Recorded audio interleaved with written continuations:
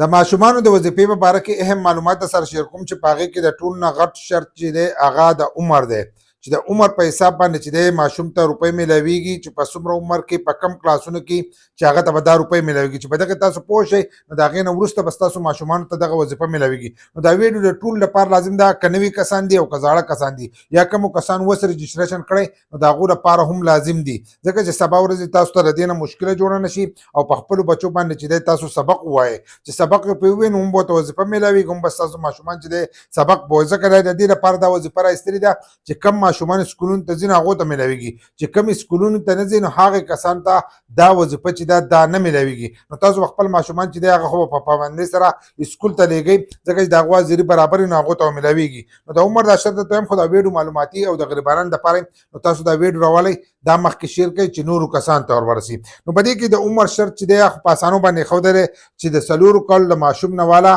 او د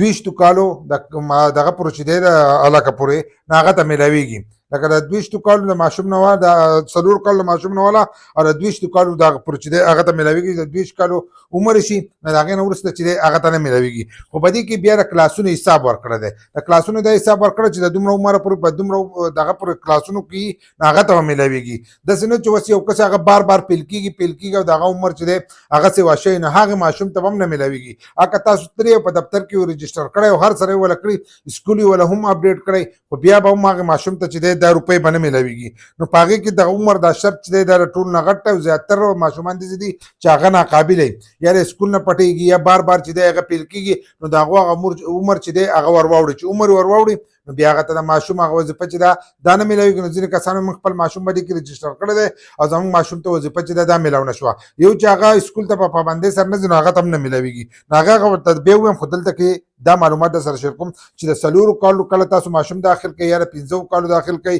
او هغه د 12 کالو پورې د 4 نه والا د 12 کالو پورې چې هغه پرامري چې دا پرامري داخل کړي که د 14 کال کې په پرامري کې نو دته به نه میلاویږي د 12 کالو پورې چې دی دته په پرامري کې چې دی دا روپۍ میلاویږي خو که د 14 کال شو د پرامري نه ونه وتلو نو دته بیا روپۍ نه میلاویږي ځکه د عمر چې دی هغه به د باندې ووتلو دی مخکې حساب نه چې دی بار شو بیا دغه شان دی به بل ځای کې چې ورکړی دی دویم نمبر عمر چې ورکړی دی نو په هغې کې ورکړی د 8 کال نه والا د 18 کالو پورې چې دی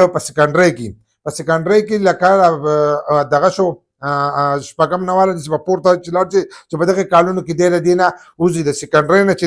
دی وځي چې په دومره عمر کې د 8 نه والا د 18 پورې د 8 خو کم وي ځکه چې په د 8 کې اکثر سړی نه رسېدلی نو که په دغه کې نه رسېدلی خو د 18 کالو کې چې دی ته وتلی چې په 18 کالو کې ته ونه وتلو نو دغه بیا چې دا مشکله جوړوي ځکه به له پاسه که ما تاسو ته 4 کاله وي خو که یو کس خپل ماشوم چې دی هغه په دغه کې داخل کړي په 6 کالو کې به داسې کې داخل کړي هم څه خبره نه ده خو چې په 12 په دغه کې د وځي په 12 کې د وځي نو هلته که بیا کلاسونه چې دی هغه لږ پاتې کېږي نو بیا ته نه شي وتلی خپل ماشوم چې دی هغه به تاسو په کم عمر کې چې دی په هغې کې به یې داخله وایي دغه شانتې د 18 کال خو به تاسو د سیکنډرۍ را واورېدل اوس های سیکنډرۍ چې ده های سیکنډرۍ چې ده په هغې کې د 14 کالو نه والا د 20 کالو پورې چې دی په دې کې شرط دی چې دی په دې کې وتلی د دې دغه نه د 20 کالو پورې چې دی دا د خپل کلاسونه چې دي د های سیکنډرۍ چې ده د دې نه وځي نو 20 کاله چې دی هغه د دې اخرنی دی چې دغه 20 کاله د ده پوره شو نو دته بیا نه میلاویږي نو یو کس وایي زه یونیورسټۍ ته ځم ما ته به میلاویږي نو یونیورسټۍ والا ته چې دی هغو ته نه میلاویږي کوم چې د دغه ځای پورې ځي د های سیکنډرۍ پورې